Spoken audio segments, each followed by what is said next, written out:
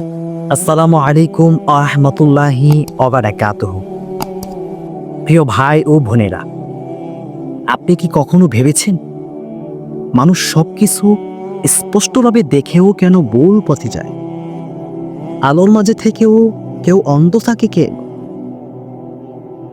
কোরআনের মধ্যে এমন একটি সূরা রয়েছে যা আমাদেরকে শেখায় হক স্পষ্ট, দুনিয়ার বিভ্রান্তি অন্ধকার। আজকে আমরা এমন একটি সূরা নিয়ে কথা বলবো যেই সূরার মধ্যে আল্লাহ রাব্বুল আলামিন মুমিনদের জন্য জান্নাতের সুসংবাদ দিয়েছেন এবং কাফিরদেরকে সতর্ক বার্তা দিয়েছে। সেই সূরা সম্পর্কে আজকে আমরা আলোচনা করব ইনশাআল্লাহ। অত্যন্ত আজকের গুরুত্বপূর্ণ একটি ভিডিও, যা আপনি আর আমি জান্নাতের সুসংবাদ প্রাপ্ত হব যদি আমরা এই সূরাটি আমল করি, আমাদের হৃদয়ে ধারণ করি। আল্লাহ রাব্বুল আলামিন তাই নয়, আপনাকে আমাকে আরো বলেছেন, যদি কোনো ব্যক্তি সূরা আমল করে জান্নাতে আল্লাহ রাব্বুল আলামিন আপনার জন্য আমার জন্য বিশেষ স্থান তৈরি করে দিবেন, রাজপ্রাসাদ করে দিবেন। প্রিয় ভাই আমার, আজকের ভিডিওটি অত্যন্ত গুরুত্বপূর্ণ, ইম্পর্টেন্ট ইনশাআল্লাহ। ভিডিওটি শুরু করার আগে আপনাদের কাছে আমার অনুরোধ, পুরো ভিডিওটি আপনি মনোযোগ সহকারে দেখুন, তাহলে আপনি বুঝতে পারবেন আপনি আল্লাহ তাআলার কাছে কত সম্মানিত। আপনাকে আমাকে কি সুসংবাদ আল্লাহ তাআলা দিয়েছেন। আমরা আজকের ভিডিওটি মিস করব না ইনশাআল্লাহ। যারা এখনো ফজিলতের বাণী চ্যানেলটি সাবস্ক্রাইব করেন নাই, চ্যানেলটি সাবস্ক্রাইব করতে ভুলবেন না। একটি লাইক দিয়ে দিন আর এই ভিডিওটি শেয়ার করে দিন, যাতে আপনার শেয়ারের মাধ্যমে আবু দিনী ভাইয়েরা এই সূরার ফজিলত সম্পর্কে জানতে পারে। ইভেন তারা যদি আমল করে, তাহলে আপনি শেয়ার করে তার সমপরিমাণ সওয়াব আপনি পাইতেছেন ইনশাআল্লাহ। তাহলে আপনি লাভবান। এক হলো সূরা আমল করে আমল পাচ্ছেন, এর ফজিলত পাচ্ছেন, ফজিলত জানতে পারতেছেন, এর সম্পর্কে জানতে পারতেছেন, তারপরে আপনি শেয়ার করে তার সমপরিমাণ সওয়াব পাইতেছেন। তাহলে আপনি আর আমি লাভবান। প্রিয় ভাই আমার, যারা ফেসবুক পেজ থেকে ভিডিওটি দেখছেন, পেজটি ফলো করুন আর এই ভিডিওটি শেয়ার করুন, যাতে মানুষ এই সূরার ফজিলত সম্পর্কে জানতে পারে ইনশাআল্লাহ। প্রথমত আমরা জানবো সূরার পরিচয়। সূরার নাম হলো সূরা আল বাইয়িনা, যার অর্থ হলো সুস্পষ্ট প্রমাণ। এটি কোরআনের ৯৮তম সূরা। এটি নাজিল হয়েছে মদিনায়। এর আয়াত সংখ্যা হলো ৮টি। খেয়াল করেছেন প্রিয় ভাই আমার, জান্নাতের দরজাও কিন্তু ৮টি। যাই হোক, এই সম্পর্কে আর ভিডিও আসবে ইনশাআল্লাহ। আল্লাহ রাব্বুল আলামিন এই সূরা কেন নাজিল করেছেন জানেন? সূরা আল বাইয়িনা নাজিল করার কারণ কি জানেন? ইহুদি খ্রিস্টান বা মুশরিকরা তারা বলতো, আমরা হক মানব যদি স্পষ্ট প্রমাণ দেখায়। তাদের উত্তরে আল্লাহ রাব্বুল আলামিন তাদের উত্তরে জবাব দিলেন, আর সেই প্রমাণ হলো আমার রাসূল হযরত মুহাম্মদ সাল্লাল্লাহু আলাইহি ওয়াসাল্লাম এবং পবিত্র কোরআন। কিন্তু কিছু মানুষ সেই আলো পেয়েও অন্ধ থাকে। কিছু মানুষ সেই আলো পেয়েও অন্ধ থাকে।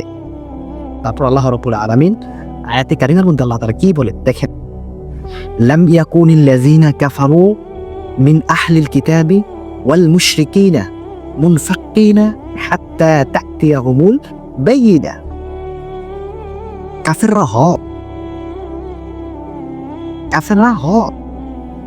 তারা আহলে কিতাব বা মুশরিক, তারা বিরত হবে না যতক্ষণ না তাদের কাছে আসে সুস্পষ্ট প্রমাণ। রাসূলুম মিনাল্লাহি ইয়াতলুহু সুহুফান মুতাহহারা। আর সেই প্রমাণ হলেন আল্লাহর রাসূল, যিনি পবিত্র কিতাব পাঠ করে, যিনি পবিত্র কোরআন তেলাওয়াত করে। ফিহা কুতুবুন কাইয়িমা। আর সেই কিতাবে রয়েছে সঠিক ও সত্য নির্দেশ, সত্য বার্তা। ওয়ামা তাফাররাকাল্লাযীনা উতুল কিতাব ইল্লা মিন বা'দি মা জাআতহুমুল বাইয়িনা। আহলে কিতাবরা বিভেদ সৃষ্টি করলো যদিও তাদের কাছে সুস্পষ্ট প্রমাণ এসেছে। ওয়ামা উমিরু ইল্লা লিয়াবুদুল্লাহ মুখলিসিনা লাহুদ্দিন। তাদের একমাত্র নির্দেশ হলো খাঁটি বিশ্বাস ও খাঁটি দিন পালন করা। উলাইকা হুমুস সালিহুন। তারা হলো প্রকৃত নেক আমলকারী। তারাই হলো প্রকৃত নেক আমলকারী। ওয়াইকিমুস সালাতা ওয়া ইউতুজ যাকাতা সালাত কায়েম করা এবং যাকাত প্রদান করা। তাহলে কাফেরা বলতেছে যে আমরা হক মানব যদি সুস্পষ্ট প্রমাণ দেখায়। আর আল্লাহ রাব্বুল আলামিন কি বলেছেন তাদের উত্তরে? যে সেই প্রমাণ হলো আমার রাসূল এবং কি পবিত্র আল কোরআন। তাহলে আল্লাহ তাআলা সাথে সাথে তাদেরকে জবাব দিয়ে দিয়েছেন। তারপরে আবার কি বলেন আল্লাহ রাব্বুল আলামিন? দেখে উলাইকা হুম আহলুল জান্নাতি খালিদিনা ফিহা আবাদা রাদিয়াল্লাহু আনহু অরদু আনহু। তারা চিরকাল জান্নাতে থাকবে, তারা চিরকাল জান্নাতে থাকবে। আল্লাহ তাআলা তাদের প্রতি সন্তুষ্ট হবে, তারাও আল্লাহ তাআলার প্রতি সন্তুষ্ট হবে। প্রিয় ভাই ও বোনেরা, এই সূরার মূল উদ্দেশ্য কি জানেন? সূরার মূল উদ্দেশ্য হলো হক স্পষ্ট। আর রাসূল সাল্লাল্লাহু আলাইহি ওয়াসাল্লাম ও পবিত্র কোরআন হলো সেই প্রমাণ। প্রকৃত দিন আল্লাহর জন্য ইবাদত, নামাজ কায়েম করা, যাকাত প্রদান করা, কাফিরদের জন্য সতর্কবার্তা, আর মুমিনদের জন্য জান্নাতের সুসংবাদ। সুবহানাল্লাহ। কাফিরদেরকে এই সূরা দিয়ে সতর্ক করেছেন। কাফিরদের কি করেছেন? এই সূরা দিয়ে আল্লাহ তাআলা তাদেরকে সতর্ক করেছেন, আর মুমিনদের জন্য দিয়েছেন জান্নাতের সুসংবাদ। তাই নয়, আল্লাহ রাব্বুল আলামিন আরো বলেছেন, যদি কোনো ব্যক্তি সূরা আল বাইয়িনা আমল করে, আমি আল্লাহ রাব্বুল আলামিন তার আমলের খাতিরে তার জন্য জান্নাতের বাসস্থান তৈরি করে দেব, সেটা সর্বোচ্চ বাসস্থান। সুবহানাল্লাহি ওয়া বিহামদিহি। আল্লাহ রাসূল সাল্লাল্লাহু আলাইহি ওয়াসাল্লাম এই হাদিস শরীফের মধ্যে তিনি সূরা বাইয়িনার সম্পর্কে, ফজিলত সম্পর্কে তিনি হাদিস শরীফ বর্ণনা করেছেন।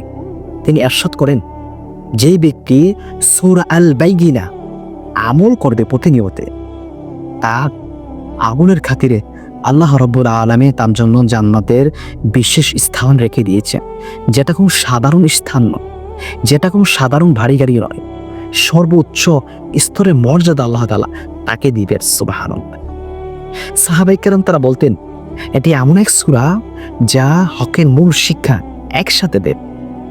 এই সূরা দ্বারা আল্লাহ রাব্বুল আলামিন হকের শিক্ষা দিয়েছেন এবং কাফেরদেরকে সতর্ক করেছেন, আর মুমিনদেরকে দিয়েছেন জান্নাতের সার্টিফিকেটের কথা, জান্নাতের সুসংবাদ, জান্নাতের রাজপ্রাসাদের সুসংবাদ।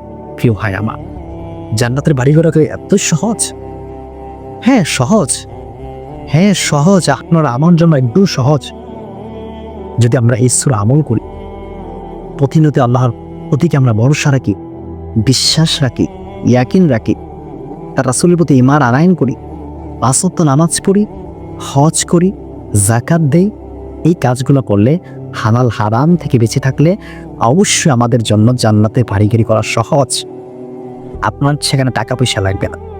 দুনিয়াতে আপনার বাড়িগাড়ি করতে হলে আপনার ব্যাংক ব্যালেন্স দরকার হয়, টাকা পয়সার দরকার হয়, কিন্তু জান্নাতে বাড়িগাড়ি করতে আপনার টাকা পয়সার দরকার নয়, বরং অথচ আপনাকে আমল করতে হবে, আমাকে আমল করতে হবে।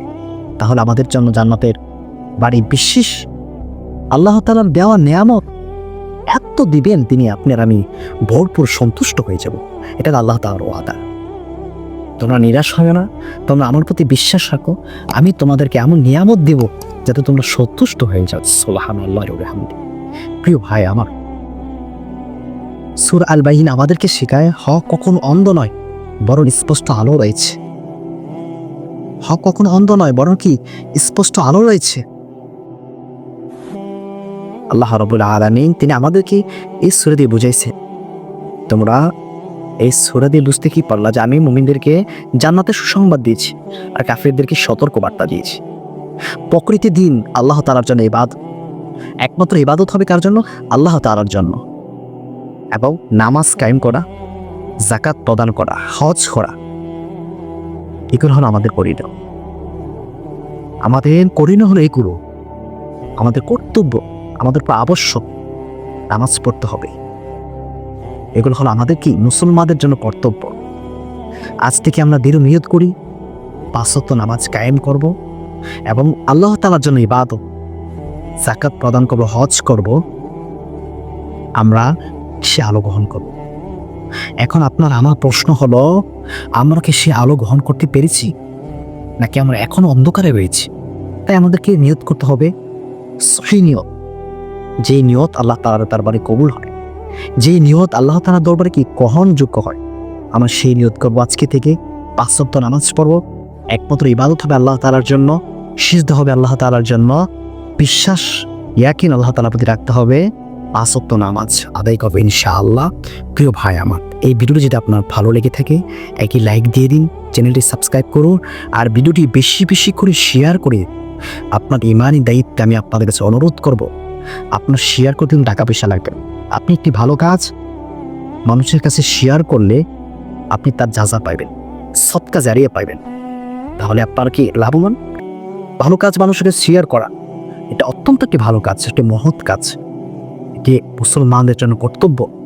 একজন মুসলমানের প্রতি কি ইমানি দায়িত্ব হিসাবে ভালো কাজ তার কাছে গিয়ে পৌঁছে দেওয়া, ভালো বার্তা তার কাছে ছড়িয়ে দেওয়া, যাতে সে আল্লাহ তাআলার প্রতি ফিরে আসতে পারে।